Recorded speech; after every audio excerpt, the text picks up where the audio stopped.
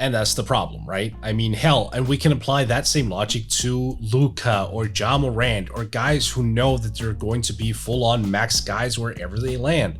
There is just a sense of urgency now for young players who come in and produce as stars right off the bat.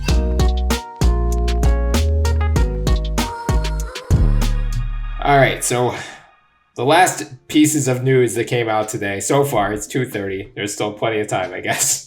But Stan Van Gundy is out as the coach of the New Orleans Pelicans after just one season. According to Woj and Andrew Lopez of ESPN, Van Gundy and David Griffin, the Pelicans' executive vice president of basketball operations, had been engaged in talks for weeks about this departure.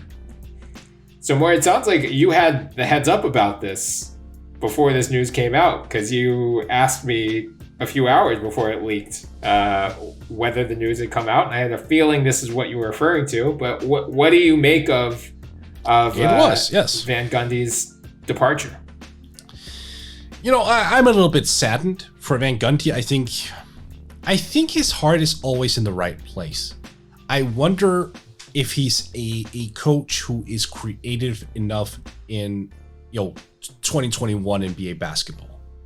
But I do think there is a level there of, accountability. He demands certain things out of his players in order for them to improve and develop, which I think is valuable. I don't think he's one of those tips guys necessarily who runs super hard and like is willing to sell his mother for a meaningless February 22nd win. I don't think that's what we're looking at. We're looking at a guy who, yes, wants to win, but is also fully into like the developmental aspect of the team. So that to me makes this a little bit surprising. I know that there were some issues. And after the news hit, it also came out that he and Brandon Ingram weren't apparently seeing eye to eye. Like, okay, I get it. You have to go your separate ways. That's fine. I just think it's a little bit of a shame. I wanted to see what Stan could have done there if he was given at least a year more. But if both sides were like in full agreement that, it's just not working out. Okay. And now that for me, the narrative becomes that's going to be 3 coaches in 3 years for Zion Williamson. Like, what does that mean for him? How does he look at the organization through that lens? Is he going, well, hell, I landed in an organization where there's no stability? Or does he understand that, oh, you know what? This was just a year that went wrong. The 2 first years, that's a transition period. Now we're finally going to find a proper coach for a long time, like 3rd time's the charm.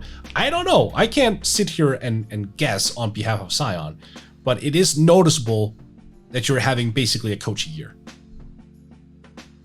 Yeah, I mean, I haven't seen, maybe I'm not looking at the right places because this day has been absurd, but I haven't seen like a breakdown necessarily of what led to Van Gundy and the Pelicans parting ways, whether there was tension between Zion and Van Gundy or Brandon Ingram and Van Gundy, whatever the case may be. Or maybe it's just, they thought it was a disappointing season given the talent that they had and they have someone else in mind. I mean, I do wonder, like, this season is just obviously, given the way things are playing out right now, the season is just so weird. It's hard to get a real read on, I wonder if he was given a fair shake, basically. Or like, if had he stayed for another year, if things would have been different once we get back to semi-normalcy next year. Right. When we're not, having players come in on their off days to get COVID tests and like everyone's just tired and exhausted and miserable and like not able to go out of their hotel rooms on the road for half the season. Right. So, yeah, I mean, I don't know. I don't really... I guess I'm not totally shocked by this, given the expectations in New Orleans. And what you've referenced a lot is that, Zion, like, you have to at least be always trying to push the envelope a little bit forward. Like, you can't get complacent when you have a talent like Zion on your roster. Not to say that I think he's a real risk to take the qualifying offer or anything like that. I think he's going to get a max extension next summer and he's going to be a Pelican for a long time. But the Anthony Davis saga of the past, the 2010s Pelicans taught us that that window isn't as long as you think. And that's the problem, right? I mean, hell, and we can apply that same logic to Luka or Ja Morant or guys who know that they're going to be full-on max guys wherever they land. There is just a sense of urgency now for young players who come in and produce as stars right off the bat. And Bryan, look, don't get me wrong, this is not a negative thing. This is a good problem to have. If the NBA keep getting like super young guys in who produce like all-stars, you know what? That's pretty good for the league. That is good for everyone. It's good for us. It's good for fans. It's good for everyone. But it does mean that that door is probably going to be a little bit more open to other teams, like, because you just know the money is going to be there regardless. Like the commercials, all the things that they're always going to be in play, regardless if you play in New Orleans or it's the Lakers or the Knicks. The thing I just don't want to see here is the whole, big market argument come up. Like, I'm so over that. But no, I think they need to push forward, as you say. And if that means a coach who is ready to win now, like, wants to get them from point A to point B at the very least, absolutely. Is that maybe Budenholzer? Like, it could be. Oh boy. No, but we gotta give Bud credit for one thing. Giannis, in terms of like the improvement, Giannis under Kidd was worse, significantly so. Yeah, but was that just Kidd being a god awful coach? That's the question, isn't it? I mean, That's what I don't know. If this was Bud shaping Giannis into a double MVP and DPOY winner, then I think it's at least an interesting perspective. Like, you bring him in to basically say, okay, like Zion right now, you're like an all-star level player. You're an all-star. I can turn you into an MVP candidate. And then after he's done that, it's adios Bud, and let's get someone in who... They're going to want... You have to build upon... You need to get regular season success to get to the playoffs, and then that's when you start building playoff success to get to the title. I can't imagine watching that effing Bucks game last night, or watching the Bucks of the last 2 years in the playoffs. And go, Bud is our answer. I tweeted that last night, and a lot of people replied what you would say. Like, a lot of teams just want the regular season success, and they're like complacent. But I don't think you can be when you have Zion on the roster. And maybe you're right. Like, he can help lead to, help Zion develop. But I think Zion's going to develop regardless of who's coaching him. Like, he's just that type of a player. Unless they hire Jason Kidd. Right, correct. Yeah, and I think I did see his name in connection to that. Yes. Always. Well, then I can tell you that the names I heard, he was not on the list. Good. Okay. Yeah. Someone, I think ESPN reported, maybe. Yeah. Okay. No, KOC actually also reported a couple names that I can confirm. Oh, well, yeah. Okay. So ESPN had Jacques Vaughn, Ime Udoka, Charles Lee, and Jason Kidd. Yeah, no. No Jason Kidd. No Jason Kidd from what I heard. No. Well, the last piece of news for now is that Scott Brooks and the Washington Wizards are also parting ways. They failed to come to an agreement on a new deal, according to Woj. Russell Westbrook, after the playoff run, said he really wanted Scott Brooks back. They have, of course, had history dating back to OKC. The big question, of course, Bradley Beal's going in the last year of his contract. So much like the Mavericks, this is not necessarily the best time to have instability at the top of your organization. Are there any coaches in particular in mind who you think would be a good fit for that Wizards team?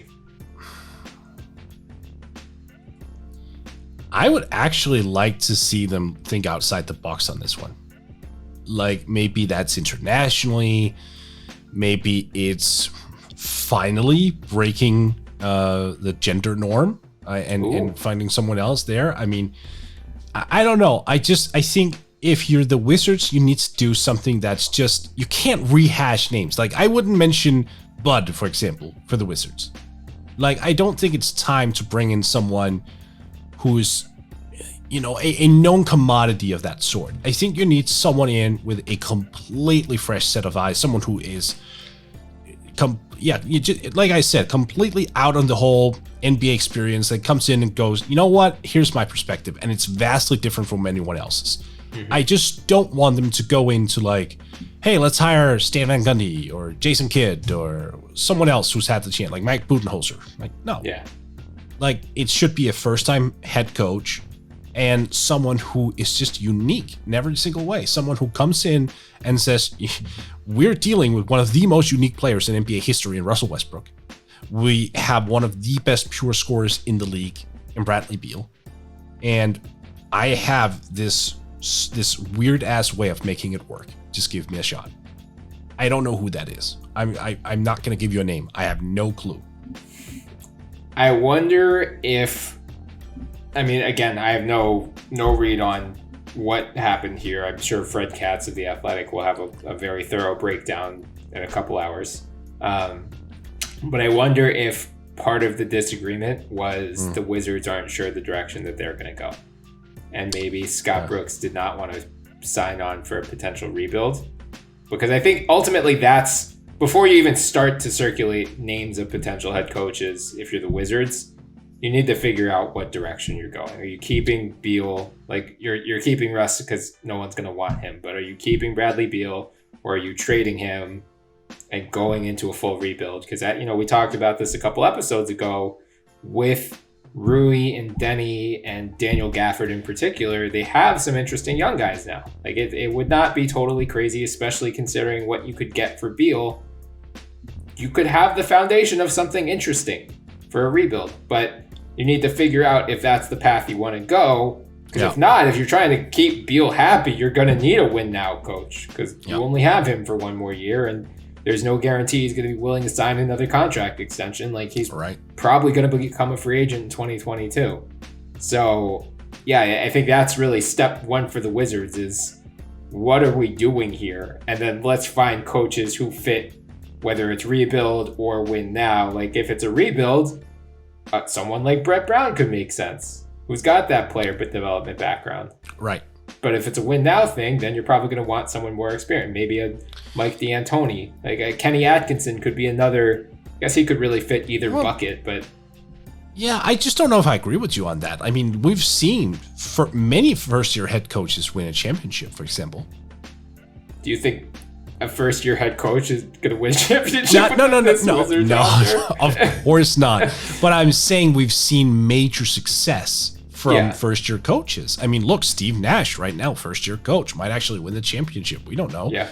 Like, Nick Nurse was in there, right? I mean, we're seeing these types of coaches pop up here and there who have tremendous success because they're just thinking outside the box. They're doing something different. And I think if you keep Beal, if you're looking at competing now in whatever capacity that means for the Wizards, like, that's the approach you got to take. Then it's not Kenny Atkinson. Then it's not like these names we know about. It's trying for someone else. And yes, sure, look, it's not all going to be roses. Sometimes you find a Fred Hoiberg and it just doesn't work out. Like, sometimes that's... Or a Nate Bjorkgren.